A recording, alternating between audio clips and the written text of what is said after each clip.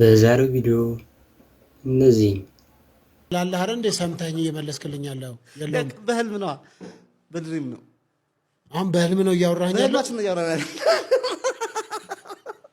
ምን አይነት ዕውቀት ነው የእውነት ዕውቀት ነው ምንድነው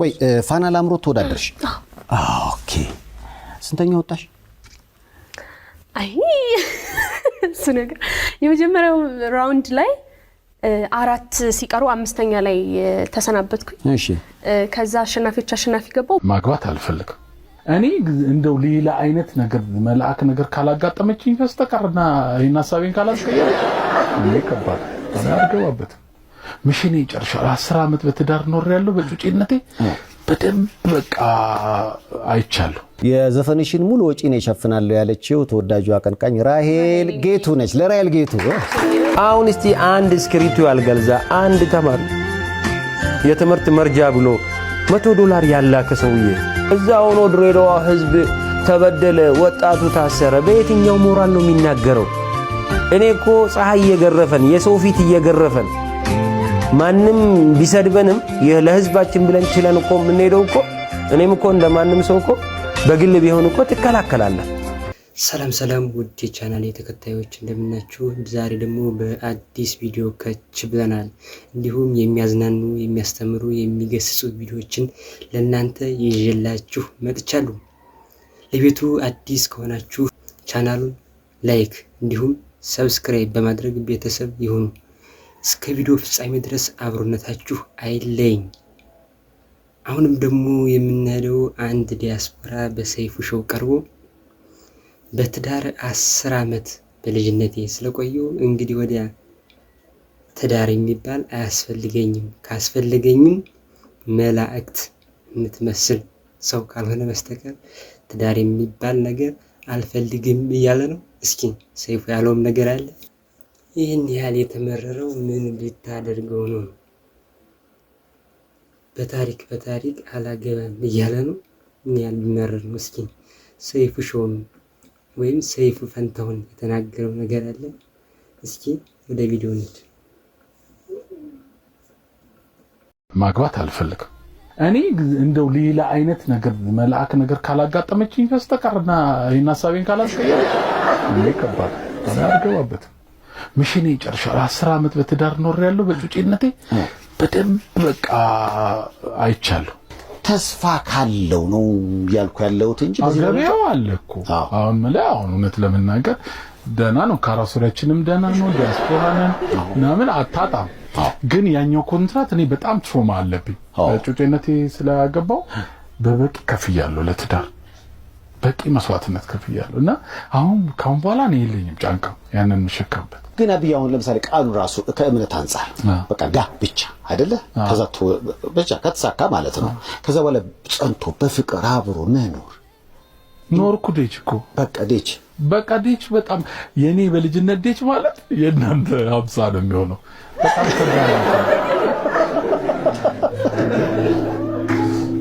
ከባድ እናንተ ማለት ያኛውን እኮ ፔሪድ እኮ በደንብ እንዴ ምን አንተ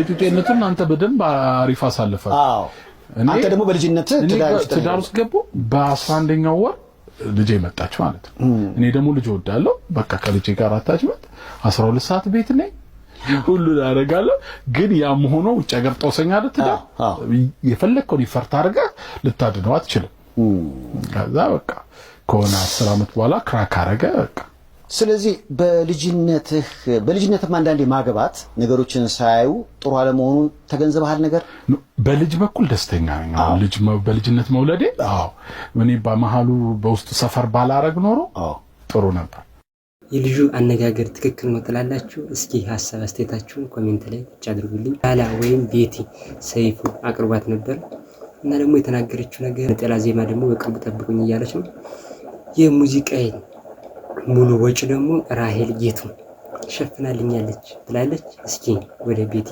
የተናገረችው ነገር አብረን እናዳምጥ አንድ ሚውዚክ ቪዲዮ አለሽ እንዴ ካሁን በፊት ሰራሽው አንድ አለ የህዝቡ አቀባበል እንዴት ነው ጥሩ ነው አሁን አዲስ ነጠላ ዜማም እንግዲህ ያሉ የተባሉት አቀንቃኞች እና ቡዲ ሁሉ እየሰሩልሽ ነው አዎ ወይ ቴንክ ዩ። በነገራችን ላይ መቤቴን ያልጠበቅኳቸው ትልልቆቹ ራሱ ደውለው አለንልሽ ሁሉም ማለት ነው። የዘፈንሽን ሙሉ ወጪ ነው ይሸፍናል ያለችው ተወዳጁ አቀንቃኝ ራሄል ጌቱ ነች። ለራሄል ጌቱ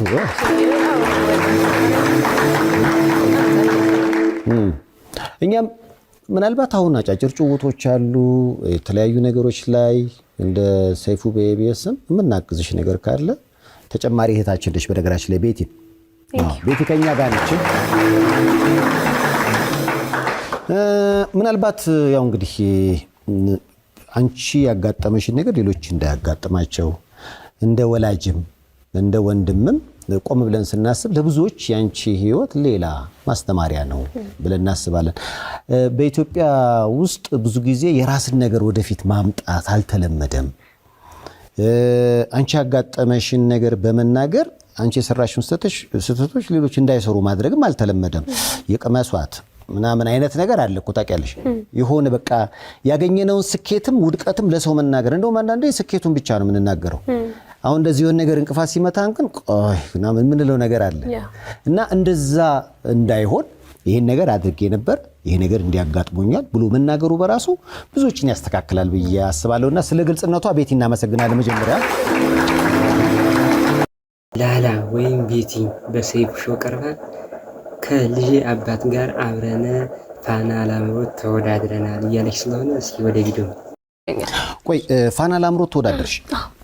ኦኬ ስንተኛ ወጣሽ?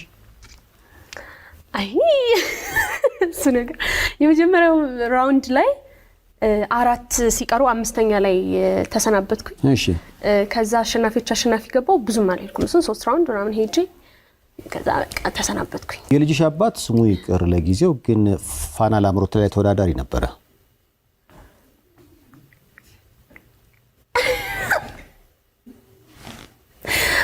አረ ይሄ ነገር ማንነቱም ስራው ምናምን ይቅርብኝ። ግን በቃ አብራችሁ ነው ያላችሁት?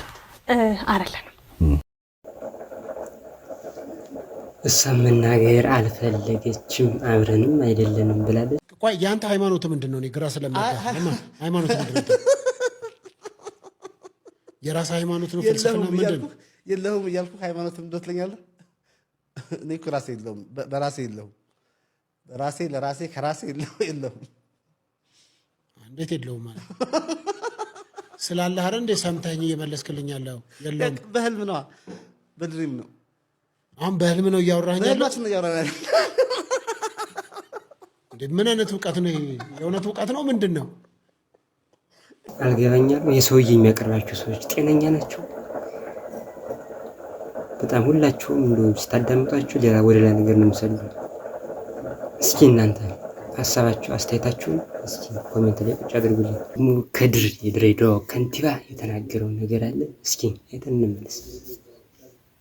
እዚህ ድሬዳዋ ላይ ሆኖ ሊከራከር የሚችለው ደሃ ማህበረሰብ እሱ ነው አክብሬ ዝቅ ብዬ የማገለግለው። ዲያስፖራ ሲባል ሁሉም እውነት ለመነጋገር እናውቃለን እኮ እውነት የሚያስቡ አሉ። ኢቭን አሁን ማልረሳቸው የድሬዳዋ ተወላጆች ተብሎ በኮንቴነር እቃ እያመጡ የሕክምና እያመጡ እሳተ አደጋ እያመጡ ከፈረንሳይ፣ ከዩሮፕ፣ ከአሜሪካ፣ ከአውስትራሊያ እያመጡ ያሉ የድሬዳዋ ልጆች አሉ። ይሄን ሁሉ ማመስገን ነበረብን እውነት ለመነጋገር። አሁን እስቲ አንድ እስክሪብቶ ያልገዛ አንድ ተማሪ የትምህርት መርጃ ብሎ $100 ያላከ ሰውዬ እዛ ሆኖ ድሬዳዋ ህዝብ ተበደለ፣ ወጣቱ ታሰረ፣ በየትኛው ሞራል ነው የሚናገረው? እኔ እኮ ፀሐይ እየገረፈን የሰው ፊት እየገረፈን ማንም ቢሰድበንም ለህዝባችን ብለን ችለን እኮ የምንሄደው እኮ እኔም እኮ እንደማንም ሰው እኮ በግል ቢሆን እኮ ትከላከላለህ። እስቲ የትኛው መሪ ነው? ከድር እዚህ እስካለ ነው። ከድርን ባይዘወይ ከስልጣን ሲወርድ በአንድ ሳምንት ይረሱታል። እርግጠኛ ሆኜ የምነግርህ በአንድ ሳምንት ይረሱታል። ከአሁን በፊትም ብዙ ባለስልጣኖች አሉ የሚፈሩ ባለስልጣኖች ከስልጣን ሲወርዱ ማን ዞሩ ብሎ ያያል። እኔ ያ ትሬንድ አይደለም። ነገም እንደምወርድ አውቃለሁ። የምንሰራቸውን ነገሮች ደግሞ የድሬዳዋ አመራርና ፖሊስ አይለያየም። እነሱ የፈለጉት እኔ ማታ ኮሚሽነርን ይዤ ኮሚሽነር ማውን ይዤ ይሄነውን ይዤ 9ኙም ጣቢያ ላይ ፓትሮል እናደርጋለን እስከ ማታ 8 ሰዓት በሳምንቱ 2 እስር ቤት እየገባን እንጠይቃለን። ፖሊሶቹ ያውቃሉ። ይሄ የፖሊስ ጣቢያ ሁሉም ያውቁታል። አንዳንዴ ብቻዬን እወጣለሁ። ይሄ ሰላም እንዴት መጣ ነው። በቃ ይሄ ሁሌ ኮንትሮል እንዴት ያደርጋል ነው። ዋው ከድርም የተናገረው ነገር አለ። በጣም የሚያስደስት ነገር ነው የተናገረው። እውነቱን ነው። አመራር ሆነን ከታች ወርደን መስራት አለብን እያለ ነው። ዝቅ ብዬ ስለሰራው ብዙ ሰው ተቀየመኝ፣ ብዙ ሰው አነሳኝ፣ ብዙ ሰው አኮረፈኝ እያለ ነው ወንድማችን። እኛ የምንለው በርታ ነው የምንለው። እስኪ እናንተ የምትሉትን ነገር ካላችሁ ሀሳባችሁን ኮሜንት ላይ ቁጭ አድርጉልኝ። ቪዲዮውን አያችሁትን ይሄን ይመስል ነበረ። እስካሁን ከቆያችሁ ቤቱን ላይክ እንዲሁም ሰብስክራይብ በማድረግ እንዲሁም ደግሞ የደወል ምልክቱን በመጫን ሁሌም የምለቀው ቪዲዮ እንዲደርሳችሁ ማድረግ ትችላላችሁ። በሌላ ቪዲዮ እስከምንገናኝ ድረስ ባይ ባይ።